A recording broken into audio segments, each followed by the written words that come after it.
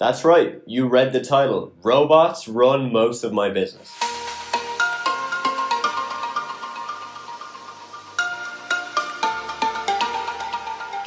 So imagine that. Imagine you have this social media marketing agency business and it is running by your team and by the automations that you've built. So you've got new clients coming in, you've got your current clients really happy and getting really good results, and you obviously keep making money. You check in with your team a couple times per week, you take a few calls, and the business keeps running. Sounds pretty good, doesn't it? Now this is what you should be aiming to build if you want to make decent money with SMMA, but you also want to have a good lifestyle. I personally don't want to just sit down and work all day. Yes, I love working on my business, but I'm very proud to have been able to build a business that can run almost without me. So if you want to do the same thing and you want to build a business that gets clients and makes you money, but you don't have to sit down 9 hours a day at your desk to keep it running, then this video is going to be for you. So I'm going to walk you through 3 key things that we have done in our business that has helped automate the business and to make sure that I can spend my time doing other things and other things that I like to do. So the first thing that has helped automate a lot of my business is, guess what? Automations. We use tools such as Zapier and ActiveCampaign that automate so many tasks in our business. Each month, Zapier automates over 5,000 to 6,000 tasks, and ActiveCampaign probably automates another 5 or 6K as well. So we literally have over 10,000 tasks that are all run by robots and by these softwares. Obviously, they're not actual real robots. This is just an analogy for the software and the systems that are running in the backend. Just wanted to be clear on that one. That would be cool though if I had like a team of robots, right? So basically there's a lot of things that are automated in the business. For example, when we get a new client payment, it automatically is sent to my team in Slack. Everybody knows about it straight away. I know exactly what they paid for. And then our clients are sent a bunch of emails, okay? So welcome emails, making sure our clients fill out their onboarding form, book in their kickoff call with our team, and basically just make sure everything is up and running. So there's a lot of little things like that that are automated. And these are tasks that really don't take a lot of effort, right? These are things that are pretty much repeatable, okay? We can literally just set up a system to do these over and over again, and they don't require human input, which is really key because there's certain things in your business that you can automate to an extent, but you are going to need a person and a human to actually do it. We recently built out an automation for hiring, which is very, very interesting. It pulls on Zapier and ActiveCampaign, but it also uses a virtual assistant as well. So we've put 2 things together, a person who's good at what they do, and then these systems that can run. And essentially what's happening is that we're posting jobs on Upwork, and from there, people are getting sent into this automation system that will send them a trial task.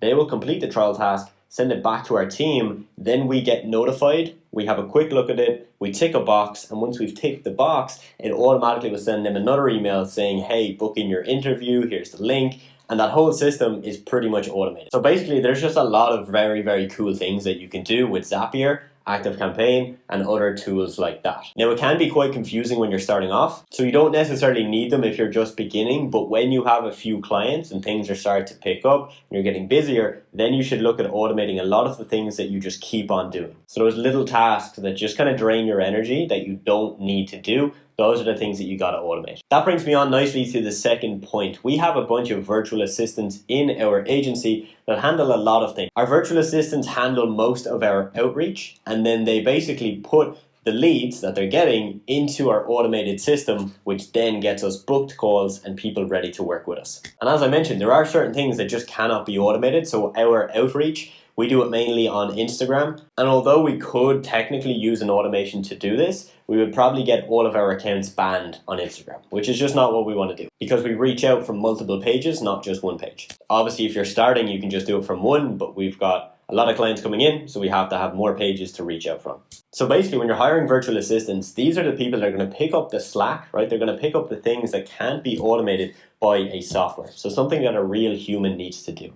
And some of the key things that you need when you're hiring a virtual assistant is to make sure that whatever you want them to do is super, super clear. I can't stress this enough. I don't think I could actually stress this enough for you. It is so, so important that you have an SOP and a detailed description of exactly what they have to do with a checklist and all of the steps involved. If you tell them to do a task and you give very, very basic or bad instructions, that is your fault when it goes wrong. That is not your virtual assistant. That is not their job to figure it all out. You have to give them the system, the checklist, and what they've got to do, and they will follow along with that. Virtual assistants are an amazing part of our team, and they should be a part of your team again once you start scaling up. And the third and final thing that we have in place that has helped really take a lot of pressure off communication and being on my laptop or being in Slack all day long is having a management team. So this is a set of client managers who manage clients, but also manage the staff and the people in our team. So we're a content creation social media agency. So we have graphic designers, we've got video editors, we've got copywriters,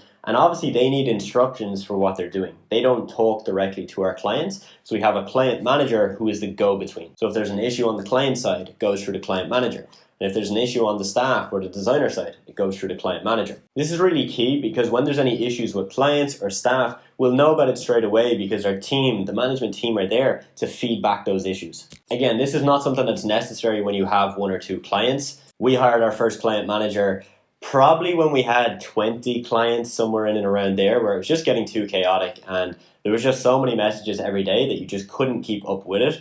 And even when you could keep up with it, all of the time was just taken away from deep work. Okay, so I couldn't sit down and build systems. I just had to reply to stuff all day and just get it done. So when you get to that stage in your business, having client managers is going to be incredibly important. And so those are 3 things that I actually teach quite heavily within my 6-figure accelerator program.